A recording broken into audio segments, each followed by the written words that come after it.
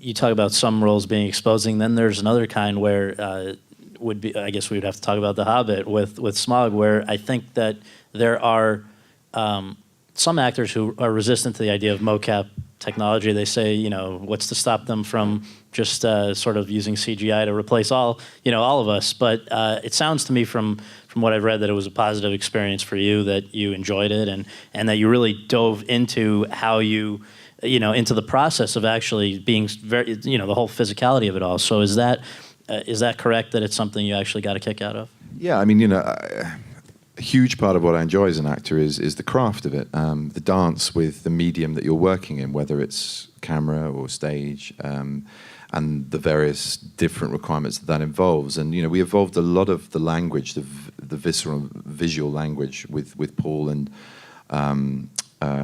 Steve, the first DOP on Sherlock, together, and it's a collaborative thing, and I really enjoy the technical side of what I do. I like to then, after rehearsing it and understanding it and getting something of a choreography of it, just lose myself in it and discover new things and probably fall into the camera or whatever, but just move away from doing something precise and precious. But I do have an awareness of it. I mean, that's kind of what we do. I think anyone who doesn't completely, and there are actually, no, that's rubbish. There are moments that I've had as well where the director wants you to just completely ignore what's happening with the camera and just be in isolation. Again, like Katie, just not know anything about what's happening beyond your experience of your immediate environment, that being the cutoff if it's a stage, or whatever the set is if it's a camera. And at the same time, if you're doing stuff that's a little bit more technical, a little bit more visually flary like Sherlock is, and obviously Star Trek and very much Smaug, in mocap, you kind of have to go the distance of understanding it in order not to hurt yourself, primarily, and also just to make it work, make the shot work, make the moment work, and then you can go back and step into something that's inhabited. And this was a completely new vernacular for me, and I didn't have Andy there to help me, although, as I joked, you've only done biped mammals, and now I've got to do a serpent reptile, so, I don't know how your work will translate into Smauging.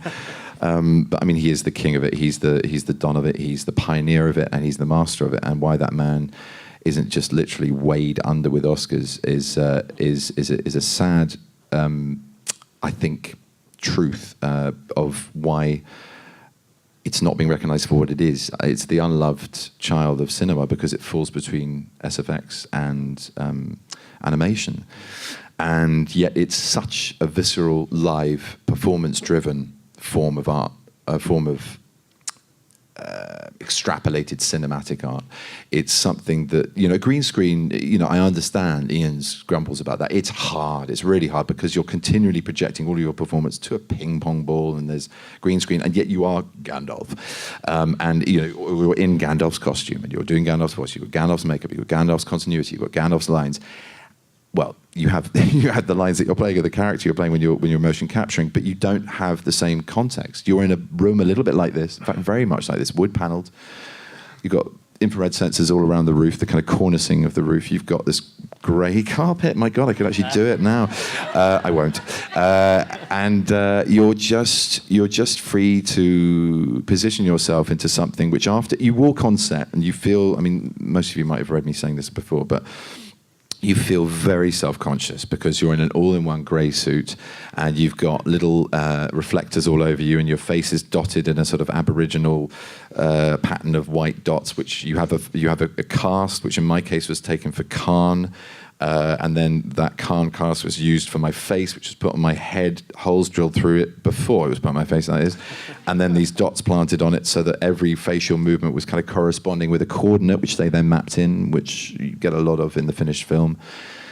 And you feel like a complete booby, it's embarrassing. You're kind of walking on going, "Hi, everybody.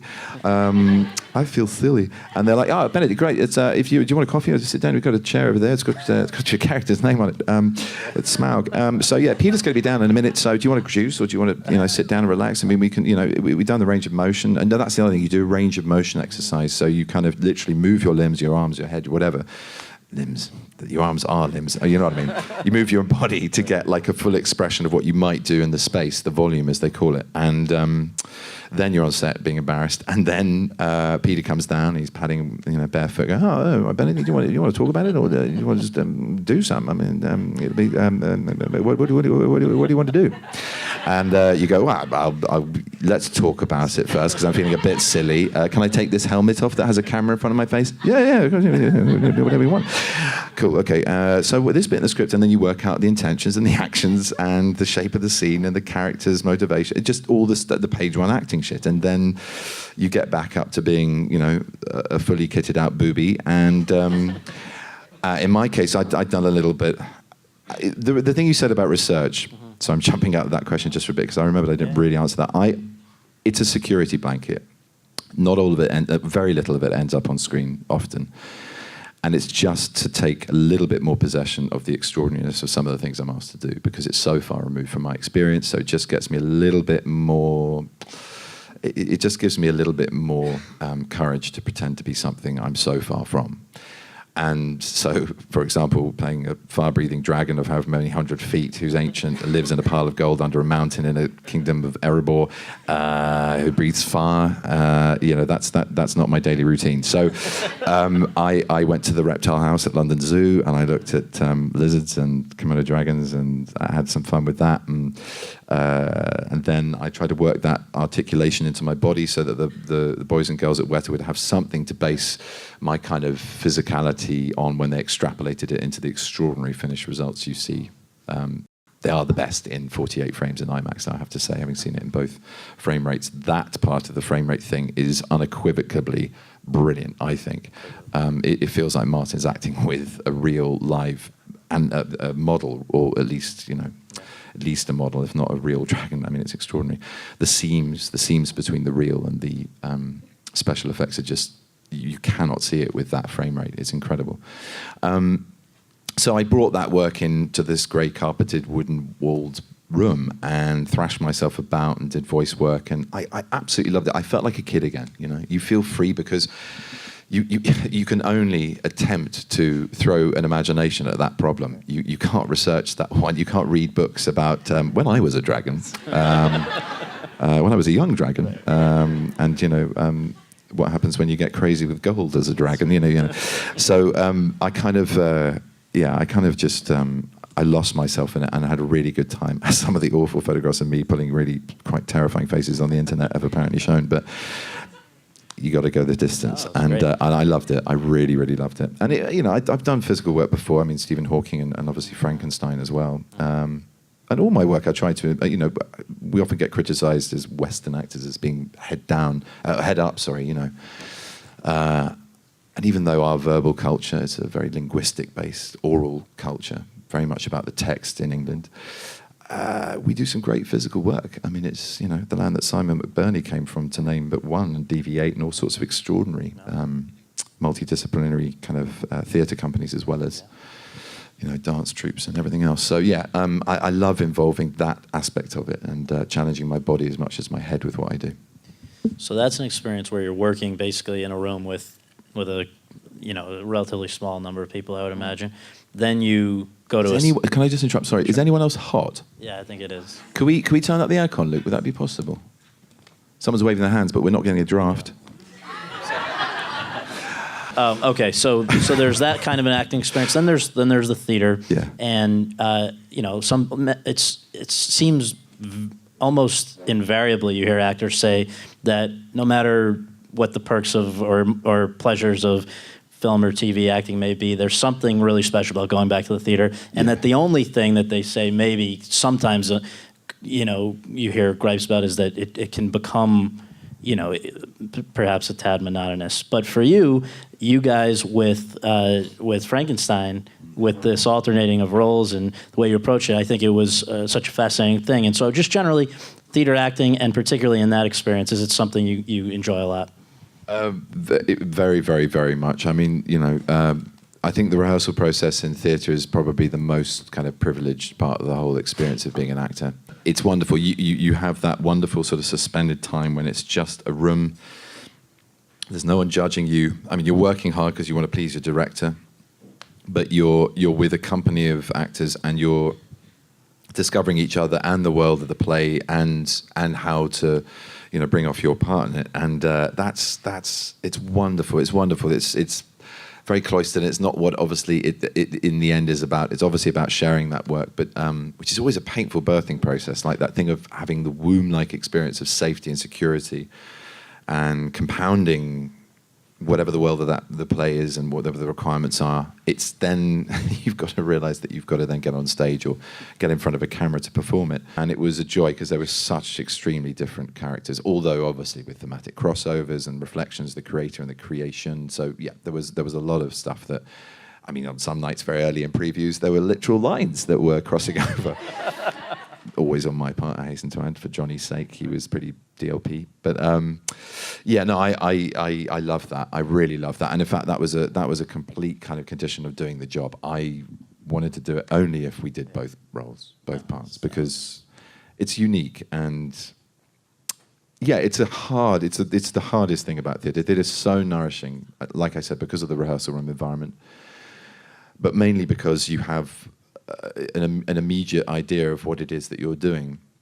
But the real trick, and I think, again, it really, I hark back to, well, the Frankenstein experience, but before that with Katie at the Royal Court, the trick of believing that you're doing something for the first time is a very, very hard one to achieve. And when, in all honesty, there are very rare moments in the third month of a run where you're not very conscious of your audience and the cough that just happened and what's going on in your belly and whether you act a little bit too soon to the performance tonight and what the hell am I going to do with the people that come see the play afterwards, and all these outside kind of voices, because it's so familiar. It's very, very hard to trick yourself into unlearning the muscle memory, and it's not like film whereby you can change your delivery. You can give a lot of choices in multiple takes on a film. So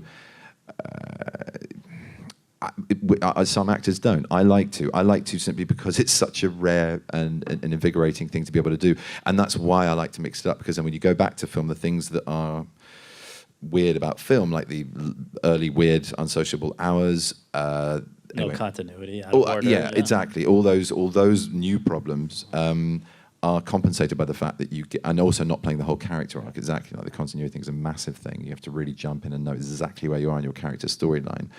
But then you can change. You can give a different, within the parameters, like I said earlier, of the tactics your character can employ to achieve his objectives through your understanding of the character and his limitations as well as his strengths or hers. You can still have quite a broad canvas to shift things. You do in theatre, but it's very hard to come in and do anything more than maybe 5 or 6 very different things. And also, you don't want to throw the whole company. You can't go, guys, I know we're in the 3rd month of this, but can we just rehearse that scene where I'm a little bit worried about? And that's hard. That's really hard, because it is a job, and this is a job. What I do is a job. So there are moments when it becomes like a job, and you have to balance that with the craft and the art. But I love it. I'm very lucky to be able to call what I love as an art a job.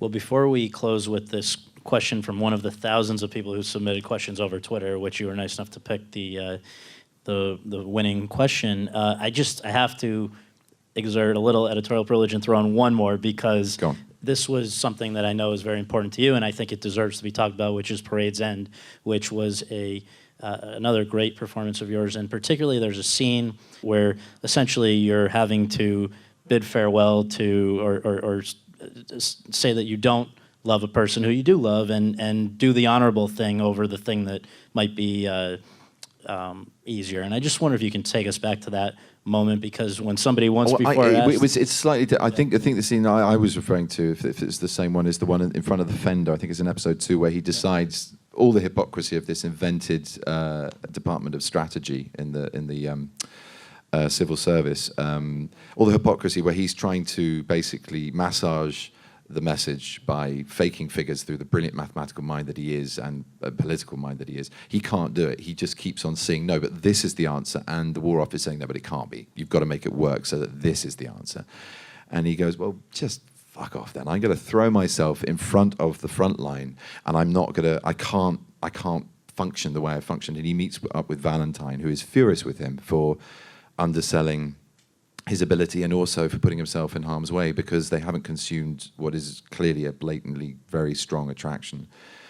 And she knows that he might well end his life on the Western Front, and she thinks it's a waste of how he could be helping. And he has to stand up for what he believes, and it's a profound. I'm very rarely happy with what I do. There's always something I could do better. It's not really that. It's not really going, oh yeah, I got that right. It's just more, bless you. It's more who that person is in that moment. And Tom hated it. Stoppard hated it. He was like, I just feel it's too on the nose. It's just I don't like it when Christopher has to explain who he is, which is what's brilliant about the rest of the adaptation. It's so reliant on the idea that actors and directors understand subtext. I could read the book for the most amazing subtext and profound insight, internal monologues, literally all streams of consciousness in this modernist novel, to work their character into layers that you get a little boop, kind of top mark of. And yet, this is a moment where he goes, I stand for this. This is what I believe. This is what I hold true to. And I love that man. I really love that character, and I loved what he had to say about what he felt England was and what he felt society and the duty you have within society, the respect of your elders and of your past as well as your present, to obey and help those above and below your station in life. And he supports McMaster, who's a self-made man whose father was a shipping clerk in somewhere, I've forgotten the line, I think it's Liverpool, I don't know. But the point is, he's not against meritocracy winning. He's not about a fixed social order, but he's about wherever you are in at that given time, you better be good to those above and below you. And I just think they're very good principles. Absolutely. Yeah. Well, the last one before we liberate you is going to come from Twitter, and this is from Naomi at Cumberbatch Web. And I know. And Naomi's question was, Benedict, do you have a particular motto or creed by which you try to live your life? Well, I know I'm going to paraphrase this. It's a Sousa quote, and a fan actually sent me a card with it on the front recently, and it's something like, love as though you've never been hurt, dance as though no one's watching you, sing as though no one's listening, and live as though heaven is on earth. And I just think that's great. That's about grabbing it all, enjoying it, and being profoundly lost in your experience of living on this earth.